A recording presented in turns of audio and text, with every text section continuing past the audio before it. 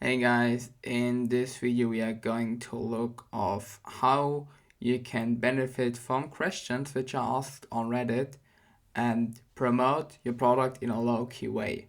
So the general idea is if you provide genuine solutions on Reddit for questions which are related to a problem your product or your SaaS or your digital product, whatever you have, has a solution for, just drop it.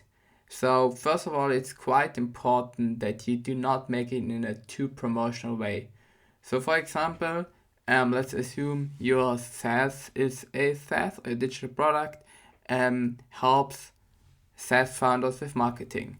So I just type SaaS marketing into Reddit in the web version, and we already see there are questions. What are the best SaaS marketing strategies? What is your SaaS marketing plan? SaaS marketing expert needed. And as you can see here, people ask questions and you can answer them. So just make sure to really don't make it too promotional. Try to help those people. But if your product solves this problem, it's a really good way to address it by just answering those questions. Because if people are they're really in this need, they post the questions on Reddit, they're open for using your product, and you really can benefit from those questions.